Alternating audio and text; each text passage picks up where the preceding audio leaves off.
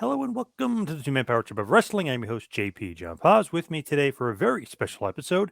And he's a very special guest. He's a former three-time NWA World Tag Team Champion, a WWE Hall of Famer, and of course, two-time former WWF Hardcore Champion, which is pretty weird and random, but he's also former NWA Junior Heavyweight Champion. He's, of course, Mr. Jerry Brisco.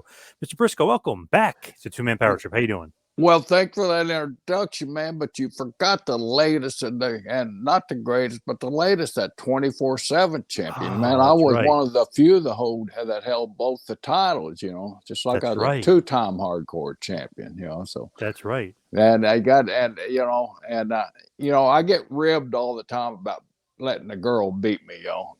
Yep. I mean, come on. You got a girl half your age or three-quarters your age, younger, come up to you and say, "You go down and I'll cover you." What's an old man going to do? How quick can I go down, right? Right, right. And by the way, she smelled a hell of a lot better than Crash Holly or Pat Patterson or any of those other. Oh, I bet. Yeah, I bet. You know, it's funny. I was just like debating somebody. I know we'll get into Dusty Rhodes, of course, in a second. But I was debating with somebody the other day. He was saying, he goes, "Oh, I can't believe they made Jerry Brisco do the hardcore title stuff and that stuff with Pat Patterson. Like he's one of the best, like shooters, one of the toughest guys ever. He can kick all these guys' ass legit. Like he could probably still beat up Steve Austin. You know, like all the stuff they were saying." I go, "Yeah, but everybody remembers." Brisco and Patterson. That was so memorable. Like, do you mind people saying like that when you're a legit shooter, legit tough guy, but you do the comedy stuff? That being a legit shooter and all that stuff, that never bothered me. I mean, I just let that pass by. But and then when we first started being the Stooges, I had two teenage sons at the time too. So one a little bit preteen, just barely preteen. He got really upset because he got ribbed so much in the school and everything. But my wife and I were so active in the school system that after we got to know all these kids and everything, and they understood that wasn't me, that was a character on there. But you know what, Pat resisted it too. I mean, he wasn't real happy about the deal when they started calling us Stooges. I used to rib him all the time. I said, "Look, Pat, you and I both worked our ass off our entire career to get some type of reputation. Now we're going to be known forever and ever as the Stooges." He'd elbow me. "Don't tell me that. Don't tell me." I go banana. Yeah, yeah. I just Yeah, think that's but so I funny. did mind it. After a while, when I saw how it was contributing to the overall era at the time, then we got to digging it. Hey, we're contributing at our age, and we're helping. So that's always a great feeling. I just think it's so funny because you think of like the Briscoe brothers, like these legit shooters, like these awesome wrestlers, but then they're getting stunned by Austin, or they're getting beat up by the Mean Street Posse. But it worked though. I mean, obviously the ratings worked because it showed that when you guys fought the Mean Street Posse, went through the roof. Hell yes, it worked. And hey, by the way, we gave up on a spinning toe hold. Now, how hokey of a finishing hold is that, Dory Funk Jr.? But Uh you know oh. what? We Uh tapped oh. it. We tapped every damn time he got us on it because the house was full every night. Yeah. So, Yep. so what's the difference between that and taking the Stone Cold Stunner and Rock Bottom and all that stuff, and That's true. especially the Tombstone? I mean, it was my goal, and while I was out there, I had told him many times, but it was my goal to take every top star finish somewhere along the line. Just to, set back at what I'm old, kind of like now, and brag about it. Right. I made it my point, and I think I did just about everyone. And I got to tell you, Kane gave the stiffest damn choke slam in the world. He hates me every time I tell the public that. But yeah, I don't know if it was just me or hey, way he was, but I saw it was Brian Adams take two of them one night and quit the next day. So, Lighten up, Glenn. I mean, Kane, uh, come on. What's going oh, on? the greatest guy to work with ever in the ring, too. But, for some reason, maybe it was how I took it. He'll tell you it was how I took it. But, man, Yeah. Taker was like a feather over there. Boom. But Yep. you know what? I got to take all those damn, the table. What a thrill. And I was scared to death that night when I took the table. But wow, it was fun. It's funny. You kind of took a little dig at Dory Funk there. I noticed. Is there still some heat with the Briscoes and the Funks after all these Oh years? no, I mean I love Dory Funk and I love Terry Funk, and what a great family. We just rib each other. Yeah. Terry's the same way with me. Dory's a little bit more serious about it, and Jack was a little bit more serious about it. But Terry and I, we share our humor in it too, and there is humor in it. I mean, it's lasted all these damn years, and I'm not gonna change it. Now, I asked Dory Funk this a few years ago. I said, "Did you really get in an accident before you were supposed to job to Jack? Thank you. Like on the farm?" Oh no, I swear I did. So all 50 years later, he's still saying that it's true, and I said, "I don't know about that." Have any medical records ever been produced? Nope, I don't think there's a police report. Nothing. I don't think. Nothing. No insurance report for the automobile. Nothing. And you think all the super snoopers that we have now out here in the land could come up with some of that stuff? That's all I ask. Document it. I know they ended up working eventually later, but he didn't job the title to Jack. So no, and I don't know. that's the and once again, it's hearsay and all this stuff because neither one of us is certainly involved with the conversation with senior and junior, but the old deal, we don't want him dropping to a baby face. And then it had to be under kind of strange rules, even up in Kansas City when he dropped it to Harley, Yeah. So, but there was never any issue at all once we got inside that ring with those two guys. I mean, and history can show that we had classic matches, in our opinion, back in our day. Every just about any combination that you would throw in that ring with the Funks and Briscoes, whether it be senior, junior, or senior Terry, whatever the combination was, we made it work every time. And Terry and I talked about it for forever.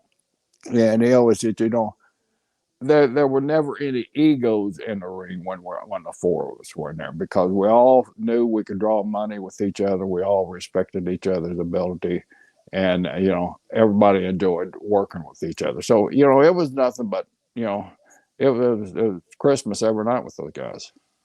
I have a bunch of old tapes. I'm watching Funks and Briscoes, 40, 50 years ago. It still holds up today. Is that just because it's like good wrestling can always hold up? It's weird. Like, especially you go watching like Jack and Dory's one-on-one NWA title matches too. It's like, wow, it still holds up, 40, 50 years later. It's crazy.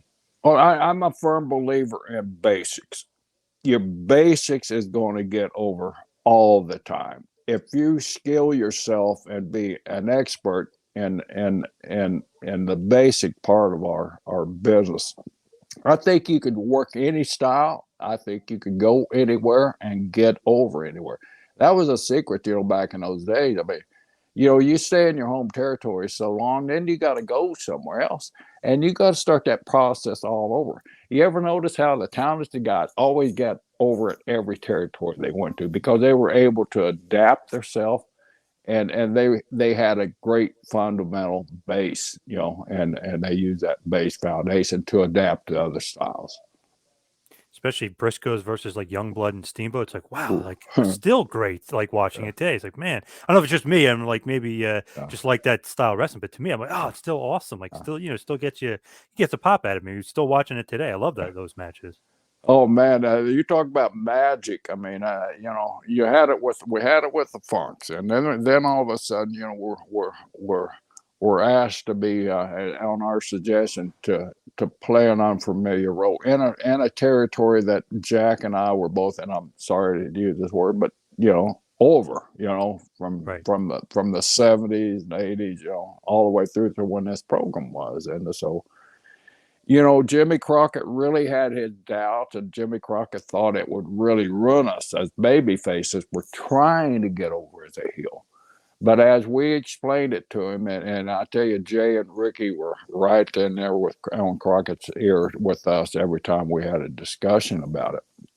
And if it hadn't been for Ricky nodding his head, I don't think it would have ever happened. But the four of us finally convinced him, and we made the issue on something. We're old, and we accepted that role that we're going out. We told everybody our goal is to win this World Tag Team Championship that we have never had. Of all the titles we've ever had in our career, that's one title that we've never had. So we made that title the issue, And we told everybody, this probably our last run, which, and hindsight, it was our last really run. I don't count Murdoch and Adonis up WWF, but this was our last significant run.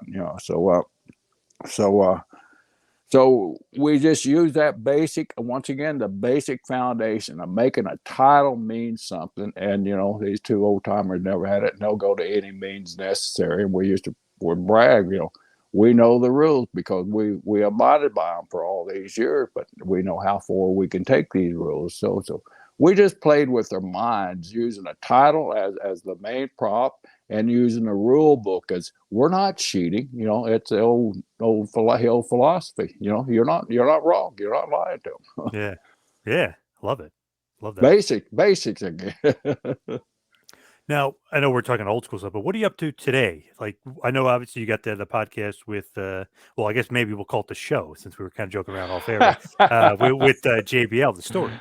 Oh, it's a podcast, greatest podcast of all time, of course, and I think everybody will enjoy it because it's just one. It's a pod like this where we're not. I mean, I hate the word shoot. I mean, if somebody posts Gerald Brisco shoot somebody, I'll find out who posted that, and I'll request they take it down. And I'll respect 90% of the time. They reward it there. If I got to shoot, I'm gonna go somebody's face. I'm not gonna use this mode of telecommunications to shoot somebody with it.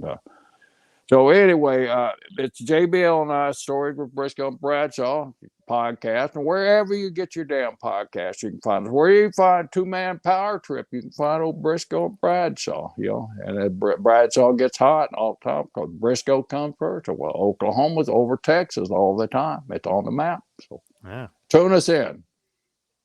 Now, is it true back in the day? Maybe let's say, 90s or so, that you'd sometimes shoot on JBL and sometimes kick his ass, because he was saying that, believe it or not, he said most of the times that is true, that you would shoot on him and beat him up. Anytime, any chance I had, an Okie on a text, and I'm gonna take him. I couldn't do that with Stan Hansen and Brody, but Brody's from Iowa anyway, and there's always that rivalry, Oklahoma and Iowa better wrestlers, and of course Brody, coming from Iowa State before he went down to West Texas, saw the wrestling team, told Dan Gable and all those guys, so he knew the power of the wrestling. But, there's too much respect there, and Sam was just too damn dangerous to go messing with. But Layfield, at least I knew I could control his body, and he was easy. He's a Texan, man. He's easy pickings. Now, he sometimes says like that's not true, but I think deep down he knows, you would always end up beating him up. You know what I mean? He beat me twice, I think. Oh, wow. Twice. One time we were in Greensboro, North Carolina. I'll never forget, where I highlighted, Jack and I highlighted Starcade 1, with Stumbo, Young Boat, those two kids. And so at a place where I felt like I was over, Sawyer Brown was a pre-show at a pay-per-view, so they were out there rehearsing. Everybody was watching the rehearsal. I had work to do, so I was on my way to the ring. So I passed by the stage where Sawyer Brown was rehearsing, and I saw Bradshaw up there, and I said, man, this I'm safe. I can go to the ring. So I'm walking out to the ring all relaxed, focused on the job at hand. All of a sudden, this big 300-pound, 6'6" guy tackled me from behind, mind you, as a typical Texan would do, and drove me into those damn steel barricades, not those foam rubber ones, but you remember those steel barricades they used to have, that were stiffer than Bradshaw and stiffer than Stan Hansen and Bruiser Brody. Those things had no give into them. And now that 300 pounds is on me, just smothering the hell out of me. And for that one deed, I made him pay 3,242 times. Wow. All over the world. Nice. I spared him no country, Yeah, I love that. What's his problem? What was he doing, fooling around? He's Bradshaw Layfield. He's a loud house Texan, but and I know you've done the research. You know the man behind the gimmick. You know what kind of philanthropist he is. I mean, the guy's unbelievable. It makes me proud to work with somebody like that. It's so giving of their time. I mean, he has a reputation, but in that locker room, he played a role just like he did on TV, and he got over that role in the locker room too. He was Undertaker's enforcers. He didn't do nothing that the dead man didn't approve of, So, it upsets me when I hear all that bully talk. He's a loudmouth Texan, and when you got to put up those loudmouth Texans. Yeah, absolutely. I interviewed him, I want to say maybe a few months ago, maybe 6 months ago. So we were talking. I said, "What's like a big misconception?" We were talking about how he was a bully was kind of a misconception to him anyway. He was saying that was kind of how he was portrayed, but and I talked to a lot of people. He played a role. He wasn't like that. Yeah. And there's other guys, swear that he was a bully, but there's other guys that swear a lot of other people were bullies too, But you got to earn your way. You got to earn your respect backstage. It's not, and in NFL, I mean, they barred it now. It doesn't happen anymore these days, I'm sure, in WWE. But in the NFL and the NBA, those rookies come in, brother. They were hazed to no end. Worse than what kicking out of the locker room. I mean, they were hazed physically, mentally, in every way possible that you could be hazed. And so, it happens in professional sports. It happens in the workplace. And so. John underneath, though, he's a kind-hearted man. And I can't believe I'm saying good things about Layfield because he's, he'll tackle me from behind every chance he gets because he knows that's the only chance he has. Hey, don't say anything nice about him. Are you crazy? Yeah, what? But he'll tell me he is, and so I just, I gotta have eyes in the back of my head. But sometimes my friends let me down too. I'll be sitting at a table, enjoying myself, drinking that alt beverage, relax and everything. All of a sudden, I see the friends across the table kind of look up, and before I can say, "Oh, that big ass Texan's on top of me, back jumping me again." That's how he got his victories. That's how Bruce Pritchard got his victories. And Bruce Pritchard is no tougher, even though he's in 75 damn karate Hall of Fames. He's no tougher than JBL.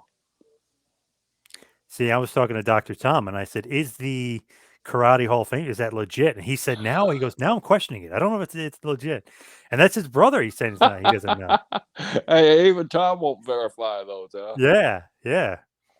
Crazy. We had Freddie Prinze on the other day on our podcast on JBL Stories with Brisco and Bradshaw. On anywhere you get your podcasts. And so we had Freddie Prinze on there the other day. Freddie was fantastic. And what a career Freddie had in the WWE, WWF. I mean, he had a tremendous writing career and brought so much to the table there. But we're talking about Bruce and with Freddie and Freddie agrees with everything that we say about Bruce.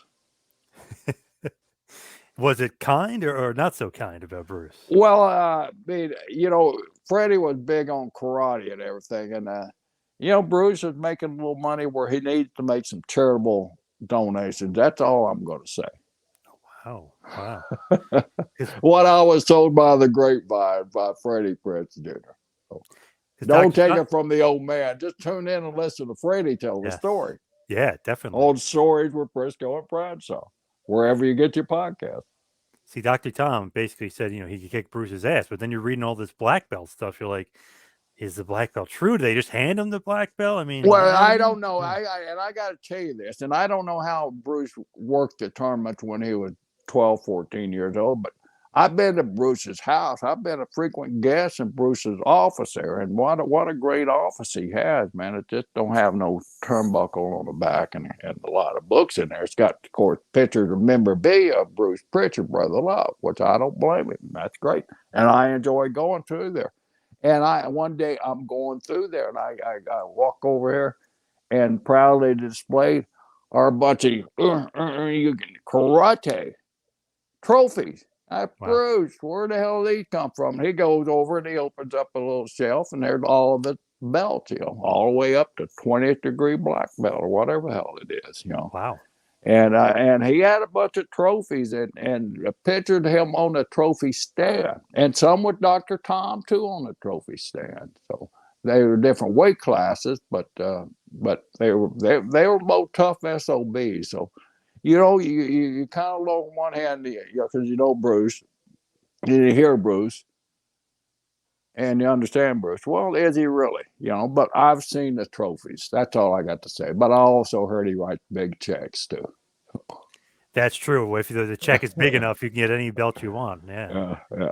Yep. So really, the reason at hand, why we're not why we're here, but what a good chunk of the portion we want to talk about was your good old friend, the American Dream, Dusty Rhodes, and every year it gets very close to around the annual passing of his death. I always do a tribute. I always have a good guest on. I had Dustin on. I had Tully. I had Nikita. I had superstar Billy Graham made a surprise appearance talking about Dusty and those matches. Whew. Speaking about holding up, love those matches too. But I wanted you on. Good friend of Dusty, not just Dusty the wrestler, but Dusty the man, Dusty the guy. When did you first meet Dusty? Would it be 74 in Florida or something? Actually, it was before that. He was leaving Amarillo when I was still in college. And he hates when I say that because that makes him a year older than me. But he hated that fact. And he lied about his age. And I want to tell you what kind of person. Dusty is a great man, but Dusty sometimes had real imagination for the truth. Imagine that. So Dusty and I always, lied about our age. I didn't, but Dusty did. Dusty, when you born, Brisco? I said September 46. I know he was born in October 45. But, every territory he went, and I followed this in. But to answer your question, I first met him in Amarillo as he was leaving, going up to Maine or somewhere like that to play semi-pro football.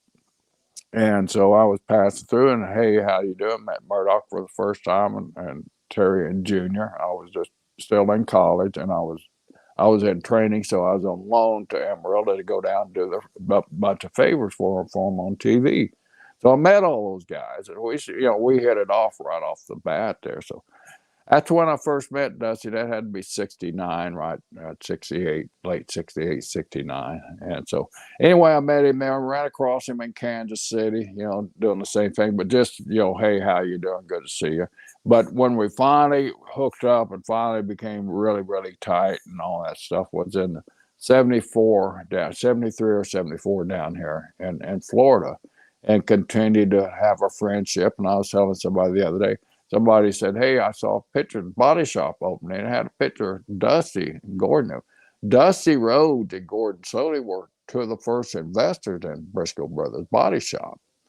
And so he was a partner in the shop when we first opened up, helping do. I mean, he was there for promotion. And I think this particular picture this guy had was one where we did the grand opening with Dusty Rhodes and Jack, myself, Mike, and Eddie, all the baby faces there at the body shop signing autographs. That thing got so damn big, we thought it was just a little body shop opening on the corner of Hubert and Buffalo. Thing got so damn big, the cops came and had to close down the streets there because the traffic was so heavy and everything. Everybody there, that's how hot the territory was at that time. It was tremendous. So, yeah, Dusty, we had the friendship there so well that, he became investor at the shop with us. And he wanted out and Gordon wanted out. When we busted open right out of the chute because of the promotion that Dusty and Gordon helped us do, we had local TV coverage. And mind you, there wasn't no professional teams here in Tampa at the time. All you had was UT football and championship wrestling from Florida. And we dominated everything and highlight. And we dominated the sports pages. And so when we had that grand opening, especially when the cops had come and close down, we were on the news. So we busted out of the gate, and that body shop was just kicking ass every day, every week, man. We're doing really, really good. Everybody's happy making money. Then all of a sudden, the insurance companies say, we've let you guys flow, but there's a certain standard that you got to maintain if you want our business, and you guys got to upgrade all your equipment because we bought used equipment. So now we're looking at a $400,000 or $500,000 note that we got to sign. So Dusty said, "Well, you guys buy me out because I can't afford to sign." And he had tax problems. He had legitimate issues, so we understood. And Gordon went the same way. He said, "You know, I just can't float it right now. If you guys will buy me out." So we bought. That's when we bought them out. But it didn't affect our friendship. I mean, we were friends until the end. You know. With you guys, what like clicked, immediately? Because it's, some guys really get along, some guys don't, some guys are just acquaintances. I know, there's so many wrestlers on the road and there's so much time away from the family, but what kind of made you guys click? It was background. I mean, we're both from the same part of the world, the Southwest. We understood each other and we trusted each other because we'd met at such an early age and with nothing. I mean, Dream had nothing, I had nothing, Jack had nothing. So we met at just an early age with nothing. And we were happy when each other was making it up through the ranks. It wasn't a jealousy thing. There one time that Jack sensed a little jealousy when Jack was just so hot down here, and Dusty was trying to get over it, and he just couldn't get over the hump. But nobody could, until Yeah. Jack won that title, And, Yeah. then the door started opening for other guys to get over, but nobody could over. But there's a little bickering back and forth, but it never affected their friendship. Every Tuesday night they'd be at the old Imperial Room down there in Tampa, drinking a cold one together, and hooping and hollering and going to Willie Nelson concerts together, George Jones concerts. I mean, I went to more concerts with Dusty Rhodes than I'd have than anybody, probably including my wife, because if anybody was playing that country music anywhere around, we knew we had a free ticket. We knew we had backstage access, and 9 times out of 10, these honky tonk singers were wrestling fans, So it was a great reception for us. And so, like I said, we frequented a lot of concerts together and had a ball with each other. I mean, we were friends, That's cool because obviously, like the guy, whoever in the concert, the country music star, he likes wrestling, and you guys like him. It's just perfect. Oh, you're Yeah. playing? We're gonna go, backstage. I mean, that's cool, and get to hang out with your buddy. Yeah, it was awesome. Hank Jr. I mean, he was one of those guys. When he was touring, it's so hot. We were touring also in the Carolinas. And of course Flair and Ricky Steamboat, and myself, and Jack and everybody else on those cards. I mean, Piper, Valentine. Hank Jr. liked all that stuff, and we got kicked out of a hotel one time. We had both of us got barred from a hotel in Richmond, Virginia, one time for partying too late. Yep. Was Dusty a big, well, not partier per se, but big drinker? He'd like to throw some back. Dusty was a big partier. You hit it right the first time. I mean, Dusty loved to party. Dusty loved to drink. I mean, Dusty threw some of the greatest, like I said, we went over to his house for a party. Dusty bought this house over probably about 4 miles from me on across Del Mabry Highway over there, and really nice little thing. It had like 10 acres, and he dozed like 4 or 5 acres over and built a corral, a horse barn and all that stuff, because Dusty had that passion for horses, man. He bought his weakness was saddles, man. He bought every damn saddle there was in the world. You walk into his house, right at the doorway, there'd be a new saddle there. Hey, baby, you like my saddle? I just got $5,000. Dusty, damn, $40,000. Wow. As he made more money, the price of the saddles got more expensive. But he had this rodeo ground in the back. He had the swimming pool toward the front, and we go over parties, and you never know who you'd run into. Hell, we ran into some of the most powerful attorneys in the United States at Dusty's party, and we got drunk. Of course, we'd throw them in a damn lake, and Dusty'd be scared to death if they were going to sue him. But it was just typical old wrestler party. We didn't care what size attorney you were. You're fair game if you're by that pool. What was it, or what was his drink of choice? Like, what did he like drinking? Like whiskey or good old beer, and if he had to get down there, go Jack Daniels, but Dusty, he wasn't prejudiced about anything as long as it had some alcohol in. I mean, pure grain alcohol. Dusty drank those old Purple Passions we all used to drink when we were younger, pure grain alcohol, a bunch of grape juice until you drink it till you get sick, Yeah. Yeah. And he was the same way. I mean, that of course, we get more responsibility, you change more, and Dusty got more responsibility, and I give him credit for that. He matured a lot, and you could see that maturity.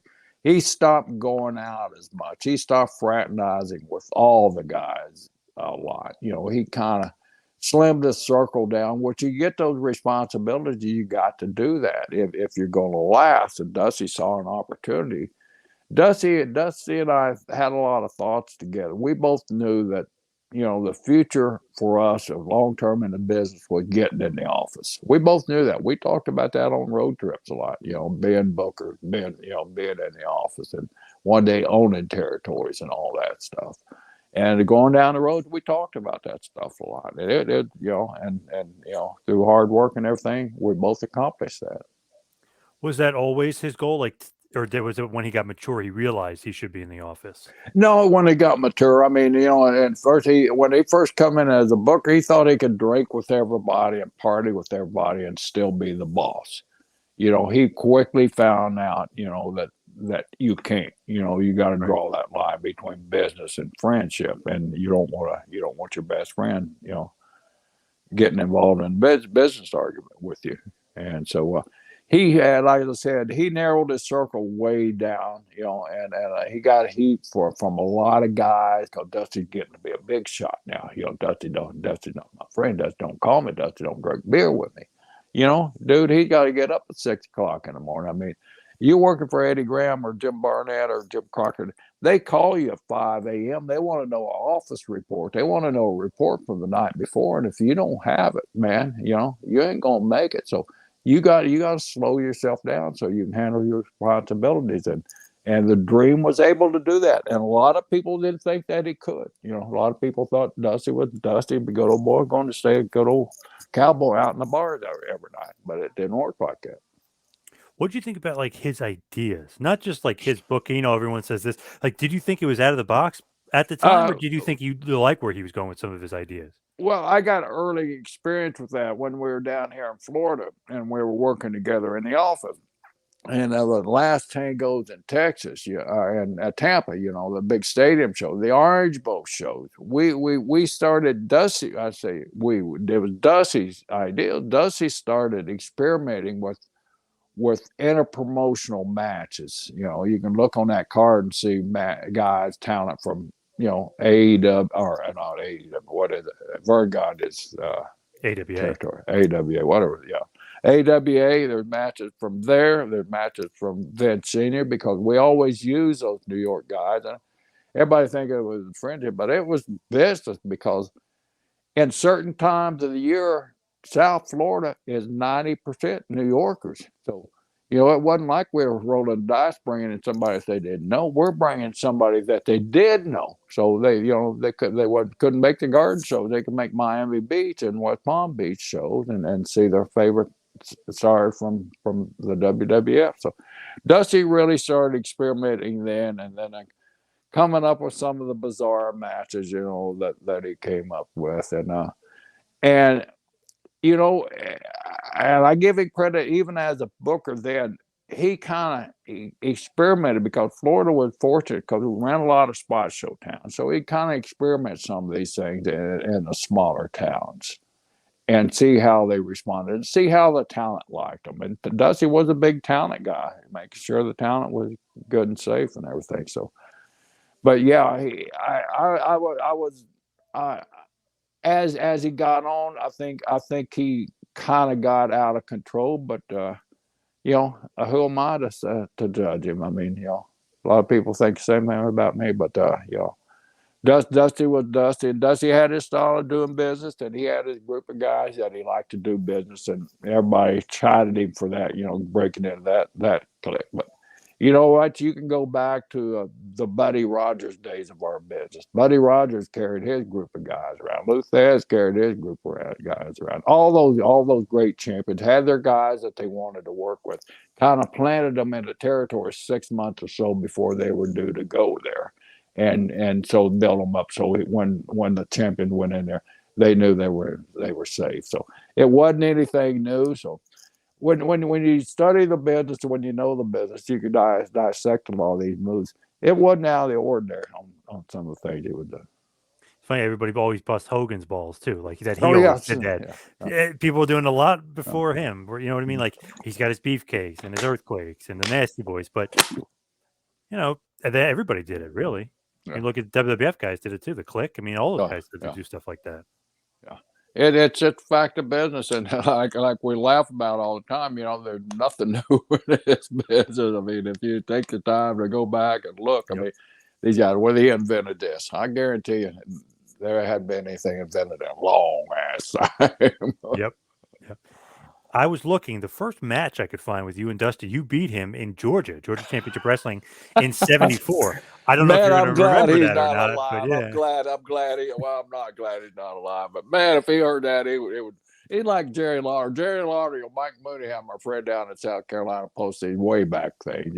I beat Lawler in some match in Macon, Georgia, or Valdosta, Waycross, Georgia. Who cares? Somewhere up in the sticks up there.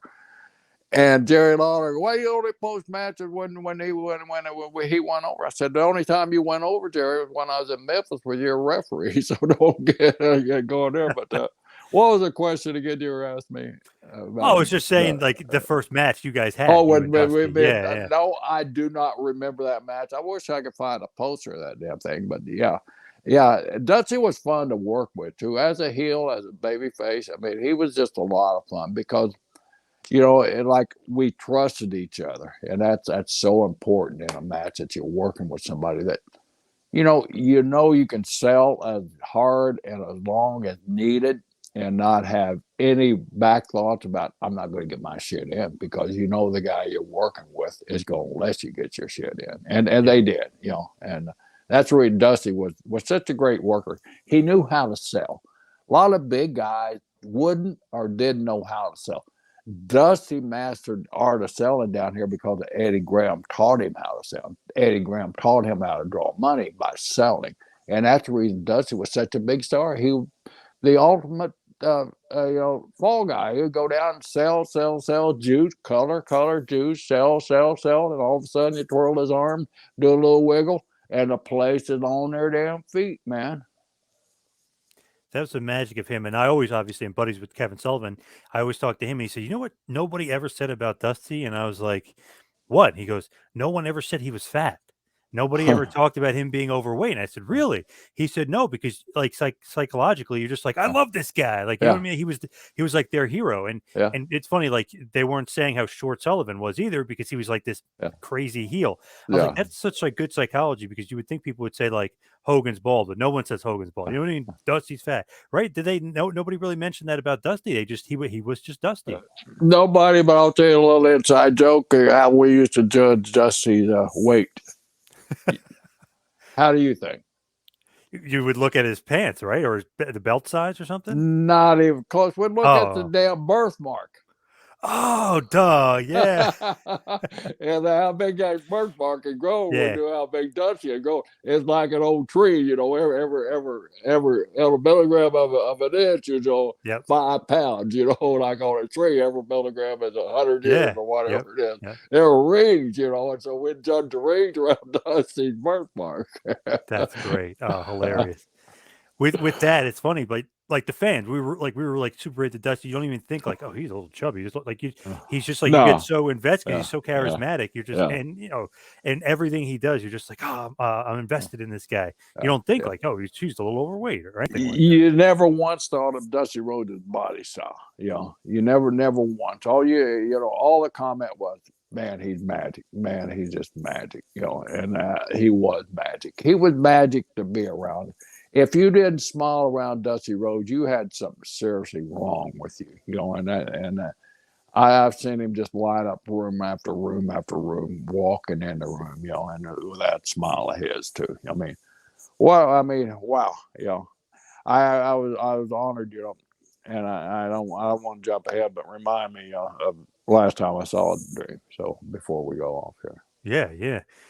when I interviewed him, his last ever interview was only 2 days before he had passed, and we'd Wow. spoken briefly a few times. But man, he made it seem like I was like a good buddy of his. You know Yeah. what I mean? Like, Yeah. hey, Johnny, what's Yeah. going on? Then he Yeah. calls me, and I call him back, and like there's like a little bit back and forth. Like I didn't really know him, he didn't really Yeah. know me, but Yeah. and I felt like it was like, oh, I'm like such a great mood. I know Yeah. Dusty Rhodes. You know what I mean? It's Yeah. one of those things. Like He he was can just put one you of in a those mood. guys.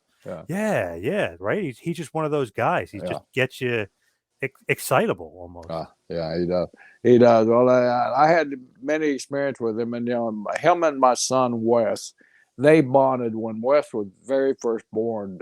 Dusty had gotten married to his wife Michelle, and my wife and Michelle became very, very tight friends, almost as tight as Jack and I, and are still friends to this day. And so, both of us being on the road a lot.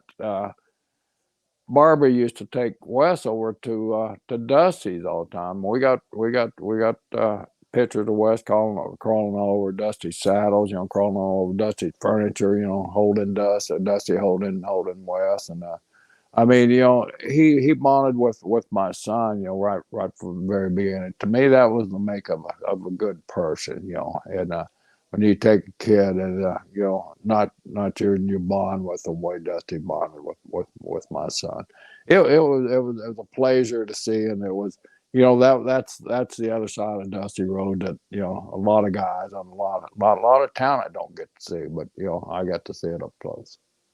Even when Wes got in the business, he was still like close with Dust. Oh, well, down at FCW down there, he was Wes's mentor. I mean, when Wes was down at FCW down there, and Dusty pushed to Wes to become Florida Tag Team Champion, with Xavier Woods at FCW. So he was a big booster of Wes's, and he did everything he could to help. What would you say like his personality was, Dusty? Just I know he's great with kids. So like, is he like an alpha male? Is like what kind of like is he type A personality? Like what kind of like personality did the Big Dust have? Wow, great question, because Dusty Rhodes is one of those guys that evolved. I mean, he became an alpha male, but when you first met him, I mean, he was just charismatic. I mean, the very first time, like I said, when I in the late '60s, when I walked in that TV studio and he was there, and he wasn't even working, but he'd come by to see Murdoch and Terry and all of his buddies before he headed out to play football, and he was very charismatic there. Then, running into him in Kansas City when he was with Murdoch as the Outlaws.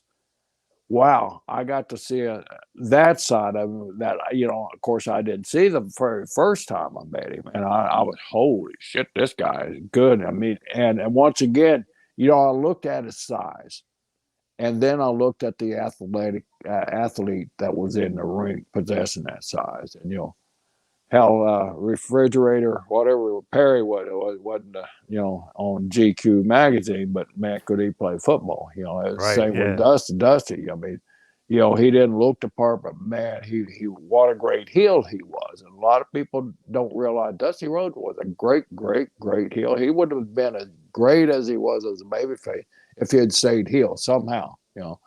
So yeah, you never looked at Dusty as being a warrior.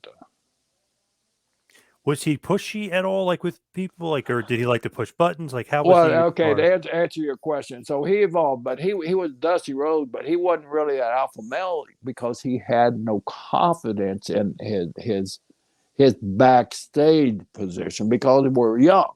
Right.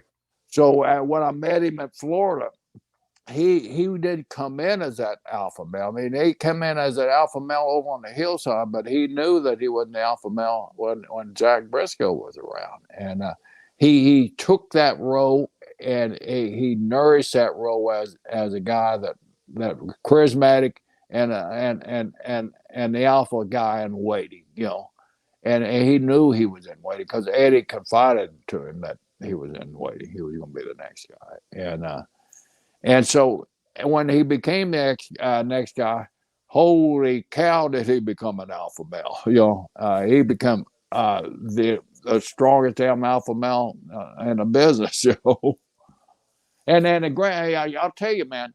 We talk about, well, Bruno was so hot, Harley was so hot. there was nobody in this universe as hot as Dusty Rhodes when Dusty Rhodes got hot. Nobody, man, nobody as Chris Jericho say. Nobody in the world. I mean, and you know what? You come up to 20 years ago when we had the Renaissance era with WWF when everybody was so damn hot. All those guys were spanking red hot, but when Dusty Rhodes was ruling the nest, he was main event in every major organization in the entire world. That's how hot he was, and it was off that damn Atlanta TV. Yeah. Yeah, think about it. He's up in New York. He's down in Florida, Georgia. Yeah, main eventing everywhere he goes. I mean, he'll go over to Japan. I mean, really, really, what a presence. What do you think was it like that made him connect so well with the audience? I mean, obviously it's charisma, but something beyond that. Yeah, you go back to what we've been discussing. Dusty Rhodes was an ordinary man, and Dusty Rhodes portrayed that.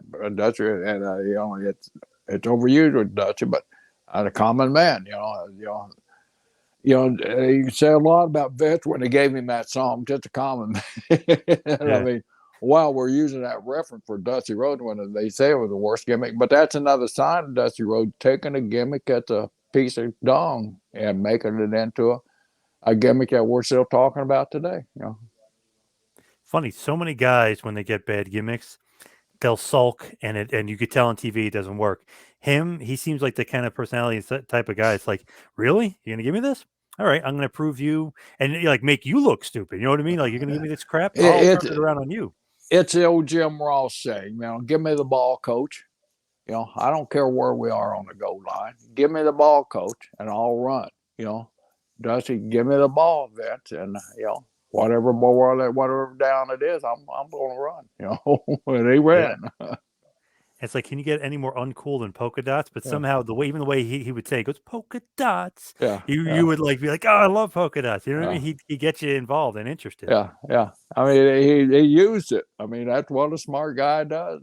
He used it to his advantage, and it worked. Would it have worked on Hogan? Would it have worked on Superstar? No, because they wouldn't have taken the gimmick with the grain of salt that Dusty took it. And so I'll show him. I'll make it work. And I don't know that that was Dusty's attitude or not. I don't know, because we were so far apart at that time, and there was a time when our friendship really drifted far apart. When I made my move to WWE and left NWA, under TV Vince McMahon. So we kind of drifted apart then. But later on, he come up to me, and one thing I always remember: him and Terry Funk both had told me they thought it was the greatest move that we ever could have done by selling our stock to Vince McMahon. Both of them told me that face to face, and they were serious. So I appreciated that so much. I mean, that comment coming from those two guys who were Mr. NWA at the time, and coming from them that, hey, you guys did the right thing. If we'd been in a position, we probably would have done the same thing. But we hated you at the time. I said, I was going to say at the time they hated you, though. Yeah. When you and Jack did that and sell the stock, does Dusty at this point just stop communication with you, or was it one of the things where he's talking to you but he's angry with you? He's not talking to us. I mean, and even my wife's friendship suffered with Michelle a little bit, and it was a rough time for our families. It really was, But it was all business, and you know what? They dug in, and Dusty made the best of a situation, and we dug in and did the best of the situation too. So, it all worked out. When did you rekindle? Would it be when he came back to WWF in '89 or whatever it was? Yeah, and even then it was kind of distant. Your friend, but you can tell, it's just not that bond that you had, 20 years ago when you're much younger, and you didn't have all that mileage behind it. You just felt that. And as we worked closer and closer, and a lot of guys will tell you, when Dusty come back, Vince wasn't really a big fan of Dusty's at the time either. It was an uphill grind for Dusty to get in a position that he's getting in. It took me and Michael Hayes a couple of trips to Vince's office at TVs to kind of the distance between the two of them, and we eventually did it, and they become close. But yeah, we started. That's when we started renewing our friendship. But in the beginning, it was that one, where you know, you did this, and we've been away for this long. I don't know what your motives are and all that stuff until we could tell each other, face to face, one on one. Because up until then, there'd never been a phone call. There'd never been a what to do, or this is why I did it. I mean, we didn't reach out to him, and he didn't reach out to us, and so with that time, because you come so tired at TV because you're putting in 14, 15, 16 hours, with somebody. So, after a while, you just, you loosen up, you start talking to each other, and you solve the problem between the two of us. And we did. And we're both glad we did. I mean, we ribbed each other, all the time. So. What's a good rib you played on him?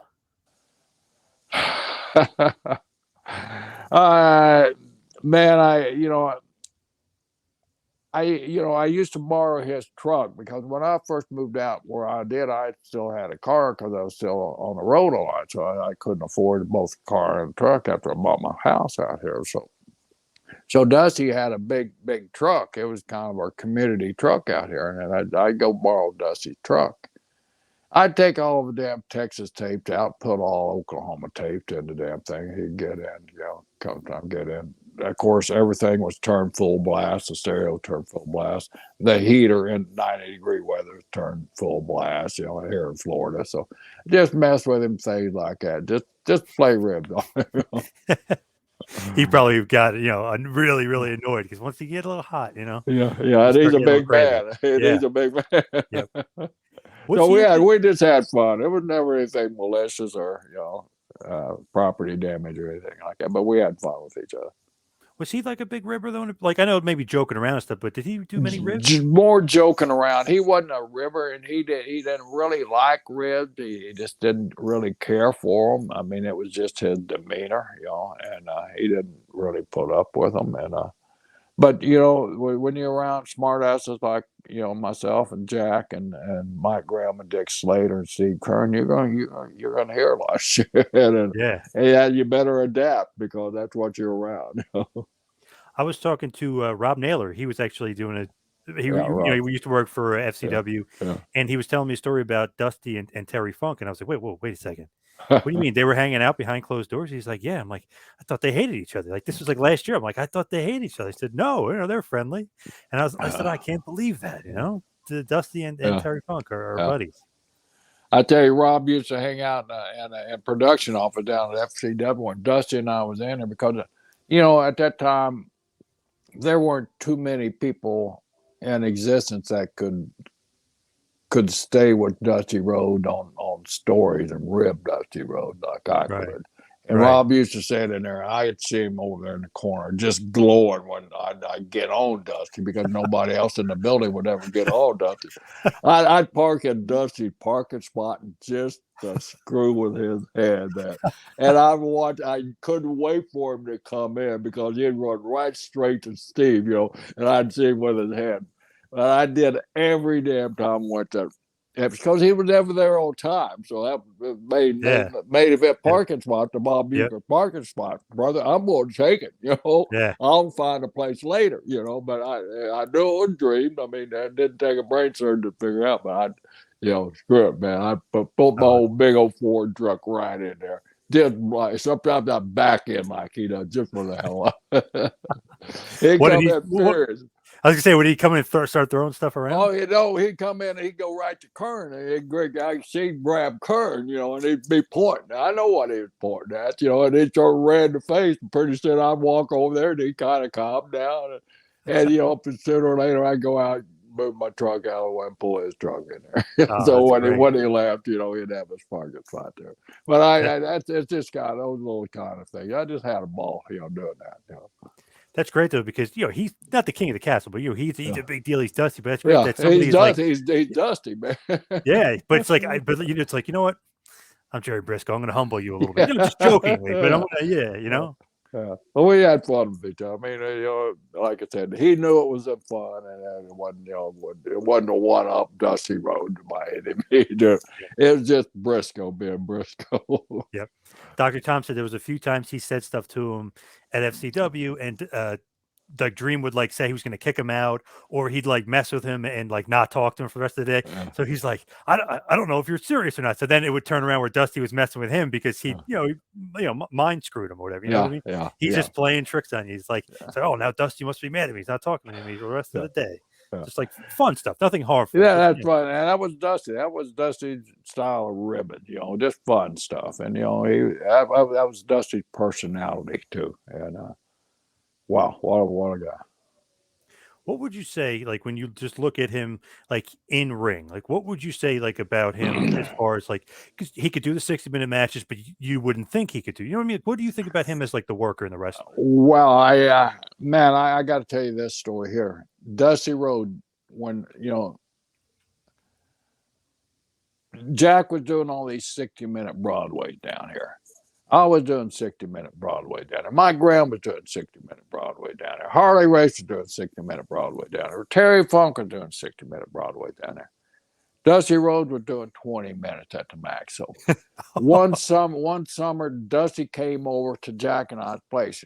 Hey guys, let's go play basketball. We used to go play basketball in Florida at 110 degrees. And basketball courts don't have any tree coverage either. So sometimes we go get Don Morocco. Now here's a 300-pound gorilla playing with another 300-pound plus Texan, So Jack and I are smarter than these guys. We played a little basketball. These two guys, they're both coconut heads. So we would just pass the ball back and forth and make these guys run in it damn hot heat. Pretty soon, Dusty Headstrong would be grabbing the basketball. Morocco would be going by, and hell, we'd beat the crap out of them, and they never could figure out why. So Dusty would always say, man, how do you go a 60-minute Broadway? We'd sit in a truck on a trip or something, and Jack and I would explain to the pacing on going a 60-minute Broadway, how you break the matches down in different little segments, and all of that, and how you feel the people, and to judge when it's time to do stuff, and a basic foundation once again. So that was his goal, is to go a 60-minute match. And he went to Eddie and he asked us to back him up on this thing. He said, next time Harley's in town, I'm going to go talk to the boss. I'm going to tell him that we're out here playing basketball every day. We're out, playing football. And we were out. I mean, we're crazy. We're in the middle of summertime, Florida. We're out training with Dusty Rhodes to drop a little few pounds with him and get him in shape to go 16 minutes, because that's what the Dream wanted to do. And so we're out there, we're sweating our asses off. So Eddie comes to Jack and I, mostly Jack, and asked, what do you think? Can the big guy do it? And Jack said, Eddie, he worked his ass off. He at least deserved a shot. And he said, if anybody can give him 60 minutes, it'll be Harley Race. So, all right, the match is set. We're going 60 minutes. Then the training intensifies. This guy, I mean, he's a beast. He's out. He called me. He's in his pool. He's lap swimming in his pool. He's out playing football catch with Freddie Solomon of the great University of Tampa receiver down here. He's playing basketball, me and Jack. He's playing softball with us, running the field. And the guy is getting into shape. Man, he trained, and he actually trained. And that night, the big night was coming. And I've seen Dusty win titles. I've seen Dusty do it, but I've never seen Dusty as nervous as he was that night. He wasn't winning the title, but he was winning the victory because he went 60 minutes. He was so happy, and backstage was so happy for the guy, because everybody knew Dusty had been traded. So we were all backstage waiting for him to come back. And man, oh man, did we have a party that night? No, Hillbilly joint. Nice. Pretty amazing though. Like he had to fight for it, to get the 60 minutes. He did. Yeah. Nobody trusted him. I mean, man that size, you didn't make him go 60 minutes in this heat down here in Florida. And back in those days, the buildings were air conditioned, and also people smoked in the damn building. So you had all that heat and humidity and all that damn smoke just draped over the ring. You've seen those old pictures of arenas, back in those days. Yeah, oh yeah. They're smoke filled. it's hard as an athlete. It's hard to breathe in that damn smoke. Yeah, I believe it. Yeah. And I think it was Tony Schiavone and Connie. They just put up a video. I think it was an old video, but somebody had re-put it up. It was NWA versus the Police. It was some charity basketball game. Dusty was really good. He was dominating, hitting threes, layups. I mean, he literally dominated them. Yeah, we had all kinds of those things, and a lot of that had to do with Dusty, and most of it had to do with Gordon. So we had an FCW softball team. We played the St. Pete Cops. We played the Firefighters. We played the Tampa Bay Buccaneers 2 years in a row. And they're lucky that the time limit ran out, or we would have beat them. But it ended up 0-0. You know, and we played against a bunch of stuff. We played those charity softball games. And Dusty was a star at each game that we played. I mean, whether it be basketball, whether it be softball, whatever it was, Dusty was the star. You know, Dusty was a great athlete. You know, a lot of people sell him short, but man, Dusty Rhodes was an athlete. Yeah, I'm surprised he's cutting the lane, hitting layups, and all of a sudden he's backing up, hitting threes. I'm like, wow, he's pretty good at basketball too. It's like, wow, amazing.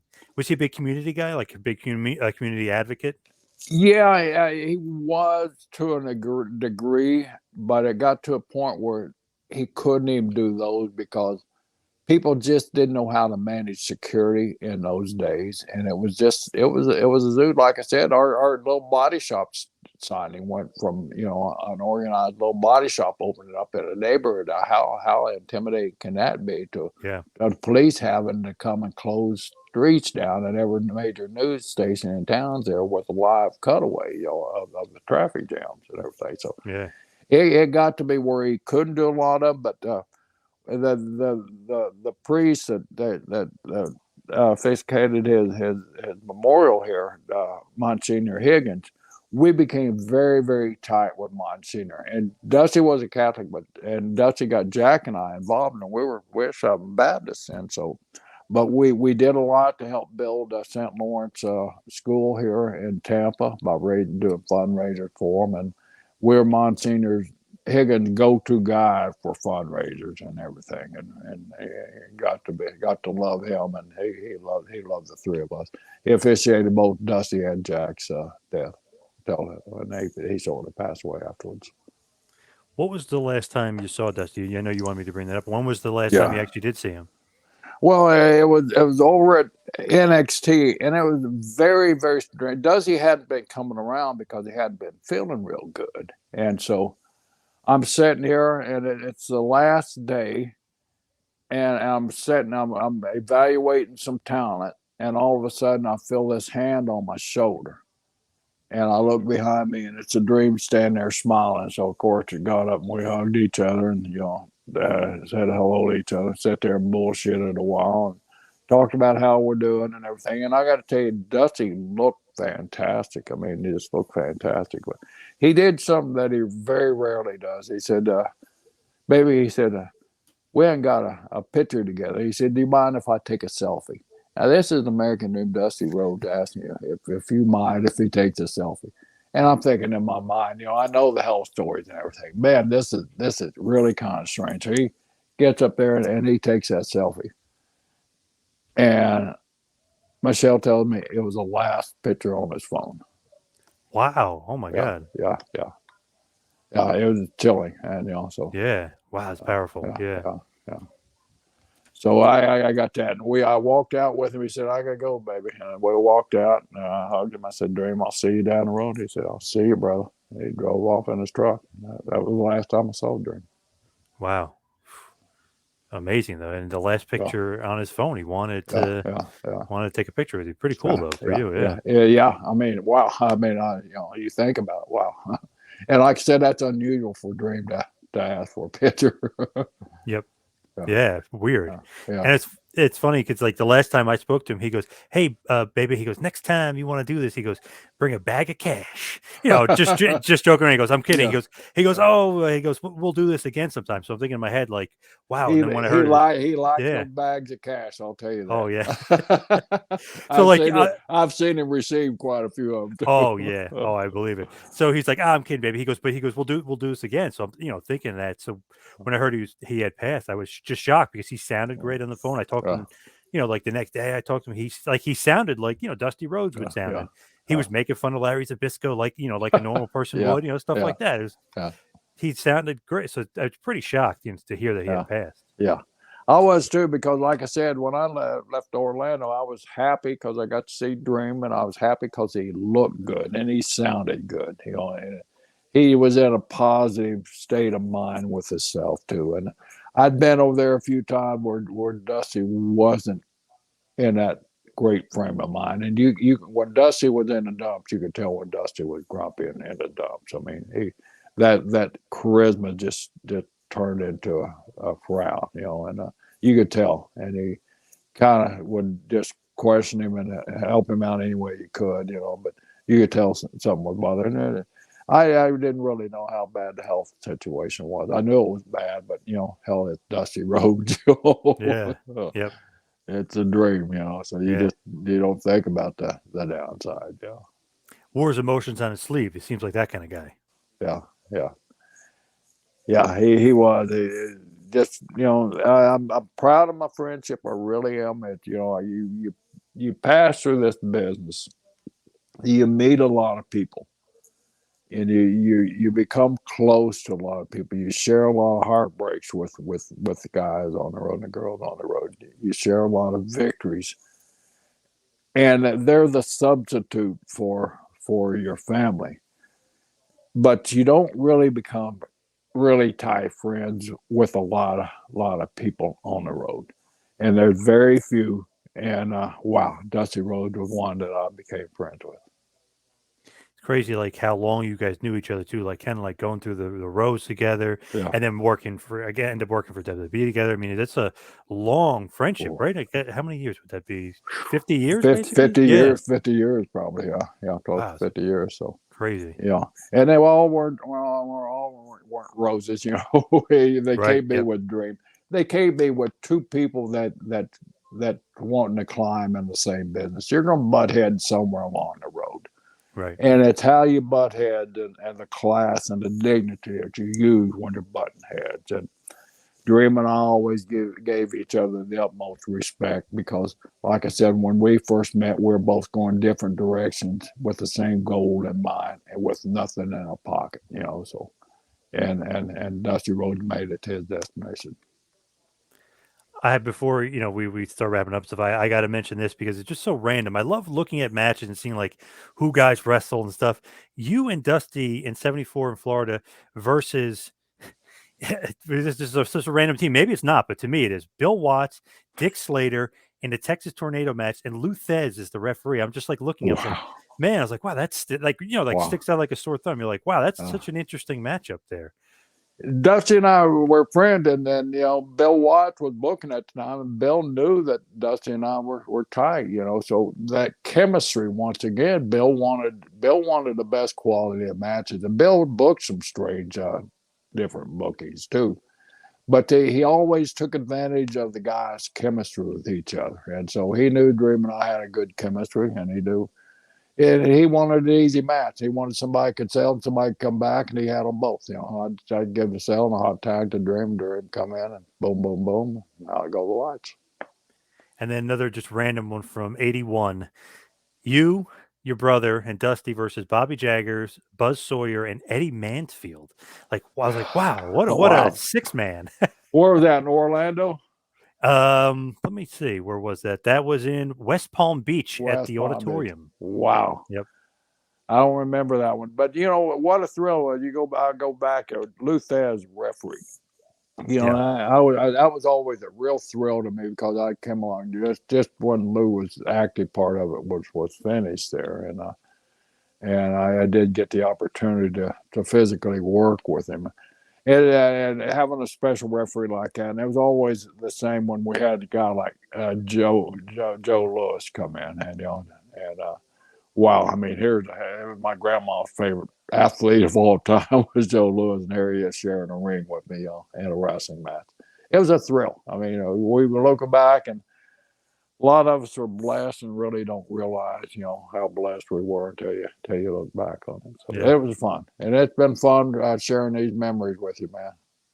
So cool, and I just love that. Like through the history books, you're like, wow, like Jaggers and Mansfield, like these guys, and then it's like you, Dusty, and your brother. I mean, wow, I tell you, awesome Bobby Jaggers was one of Dusty Rhodes' best friends, and Bobby performed above his ability when he worked for Dusty. He really did. Bobby became a really good worker, and Bobby was a good worker, but he became a star with Dusty, and that's something that Dusty Rhodes could do to a lot of these guys. And if you look back, Dusty liked a lot of those cowboy-looking guys, the Bobby Jaggers, whoever Bobby Jagger's partner was back in the days, the Eddie Manfields, He liked those rugged guys. He liked to work with them, and he liked to book them, and he liked their matches, and all that philosophy came from the great Eddie Graham. So just looking back, the legacy of Dusty Rhodes, we can say his wrestling, his booking, the way he is behind the scenes, Dusty the man. What do you think is the legacy of Dusty Rhodes? Well, it'd be Dusty the Booker. I mean, Dusty, the Booker. I think. I mean, but don't overlook that career, and Dusty Rhodes is one of those guys. What's the greatest thing about Dusty Rhodes that you can think of? It's charisma. Holy cow, you're missing so much. You're missing so much. Look inside that charisma, and find out what's the guy. Why did he have that charisma? What was an enabler to put that out there? Is this business? You had to be good, no matter how much charisma you had, because you would both see guys loaded with charisma that couldn't draw a dime. So you had to have that ability to go along with that charisma, and Dusty Rhodes should be noted for more than just charisma. And that bionic elbow. Can't forget the bionic elbow. Bionic elbow. I love that place. And that was the great thing. Everybody loved working with Dusty because all you had to do was run into an elbow. Boom, boom, boom. We loved it. So as we hit the wind down here, we head towards the finish. What's next for you, though? I know we were talking about that, but like, what's next for you? What's next for me is get my lazy ass out there in my patio, and I had to dig up like 6 damn pavers, 6 foot of pavers, because I somehow on my patio, I think it got hit by lightning. The damn PVC pipe exploded on me, and it's coming up like one of those gushers out in Yosemite Park out there. Plus, I got a damn dead raccoon right over here, about right out that door. I'm glad that door is, because the raccoon's what got chased me in. And I got to tell you the truth, I was working on my damn plumbing deal, and I'd let time slip by. And if it hadn't been for that stench on that damn dead raccoon out there, then I wouldn't have come in and looked at my damn phone, and I would have been late on a telephone call. But I did, because you could think that dead raccoon out there, for me coming in here and being on time. Yeah. So I got dead raccoon out there. I got a geyser out here, and it's 90 degrees outside. What am I going to do? I don't know. I saw some crazy lady the other day. I don't know what she was doing. She had a bin. She had her car parked. She had a bin, and there was a dead raccoon. I'm like, did she kill it? Now she's putting it in the bin. Like, what is she doing? No. Weird. I don't know. Putting it in a bin. She had like one of those plastic bins, and she was taking it out. And I saw the raccoon. I was like, she's not. What is she doing? Like, she must be a frequent hitter if she carries her own damn plastic coffin around for dead animals. Yeah. She knows how to do. I wonder if she'd come down there and put my dead raccoon in, because that thing stinks, man. You know how they stink, man. Fortunately, we don't have skunks down here, so it ain't no skunk. So. Yeah. But it's been dead for 2. I told my wife there's a dead raccoon out there. She said it's been there for 3 days. What a smart ass, Yeah. Why didn't you tell me 3 days ago before it started stinking? I could have got rid of the damn thing. But no. She wanted to bust been there 3 days.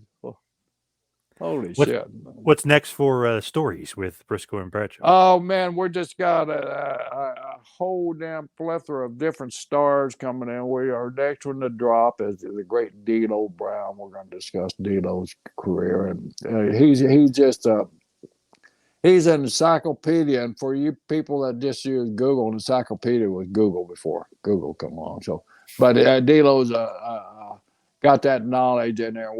He got so many great stories, and he's a guy too that can get on Bradshaw a little bit and humble Bradshaw.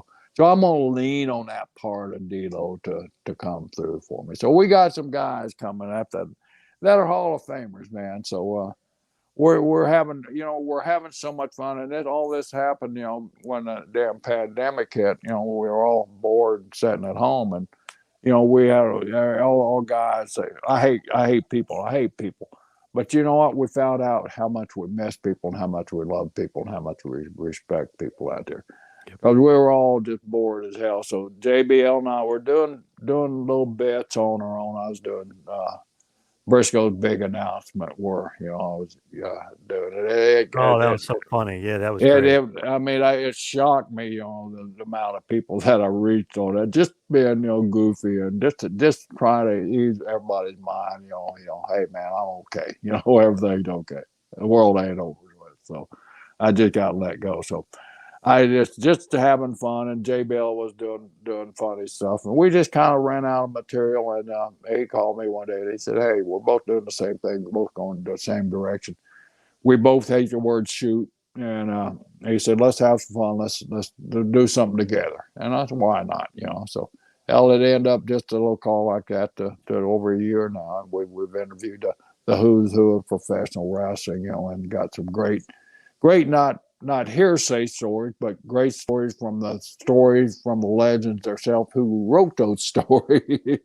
So it's just fun. It's like three guys sitting around having an old road conversation or a locker room confab, where you just sit around telling bullshit stories, and we're just having fun. So it's hopefully that's going to continue. You can get it anywhere you get your podcast. So you understand.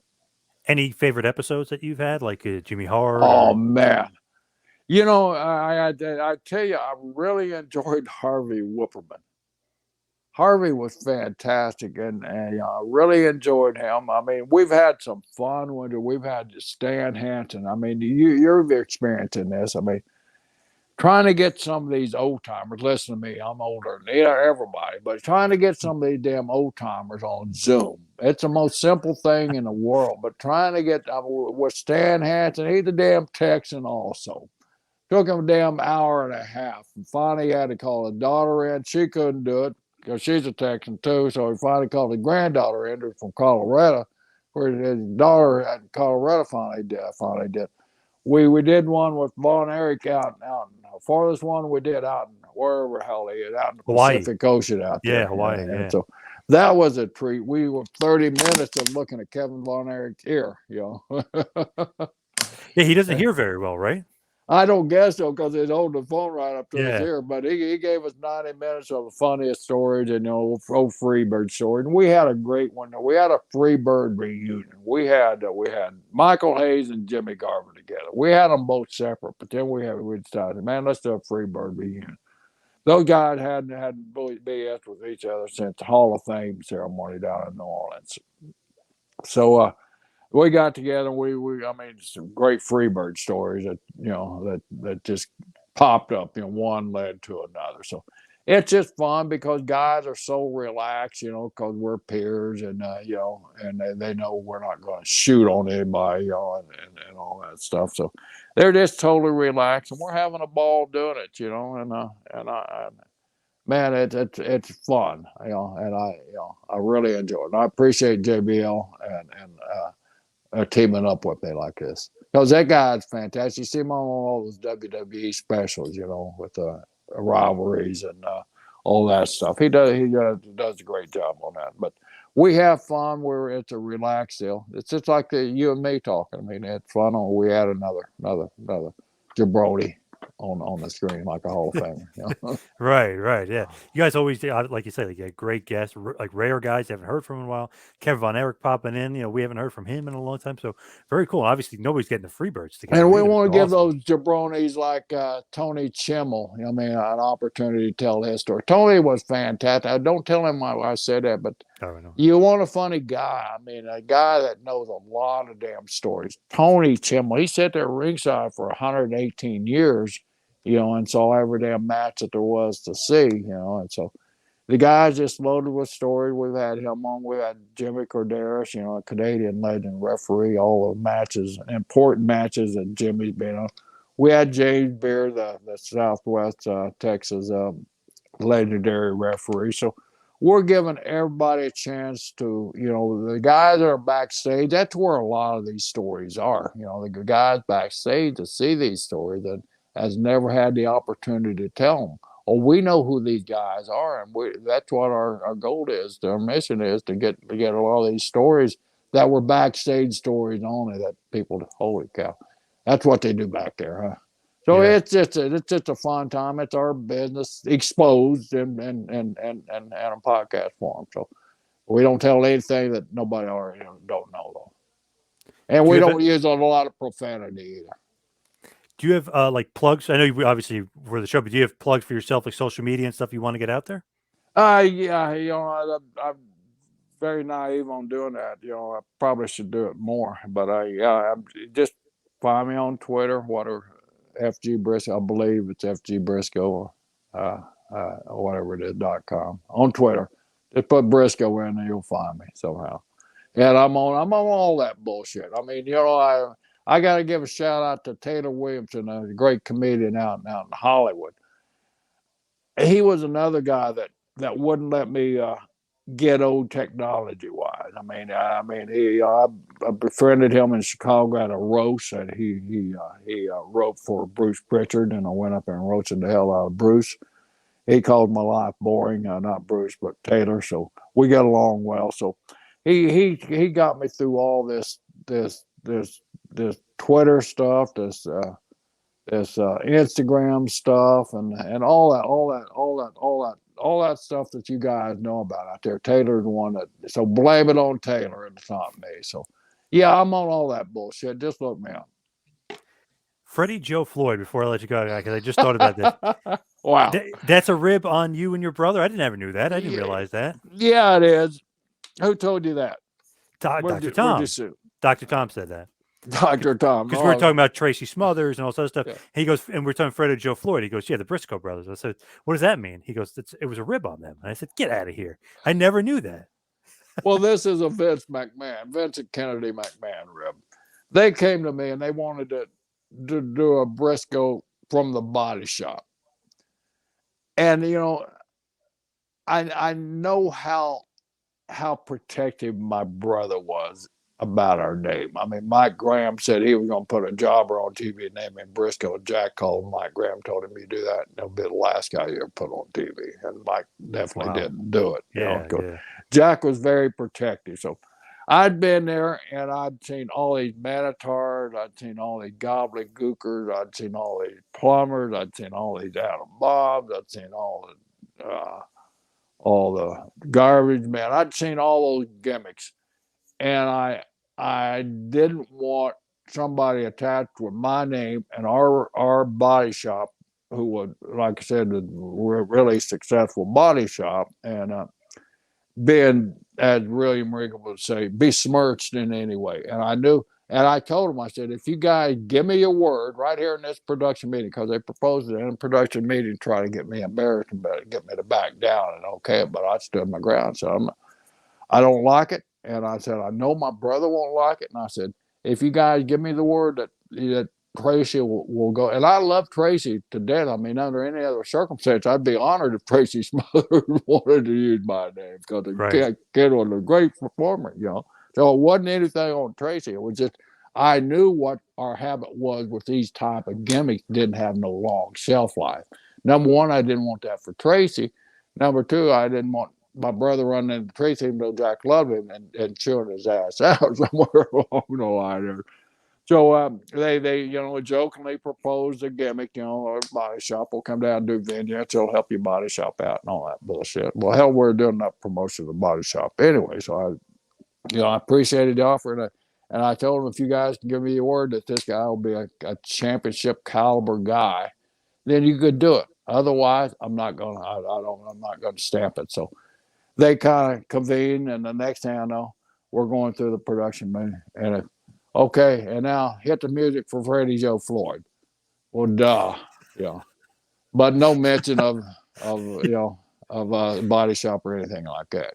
Right. But Freddie Joe, Jack, and Gerald, of course, me. So it was a laugh, and I was like, Dusty Rhodes, okay, do it. So I did my best to help Tracy achieve everything that he was allowed at that position to achieve. But as it worked out, it was exactly like I thought it would be.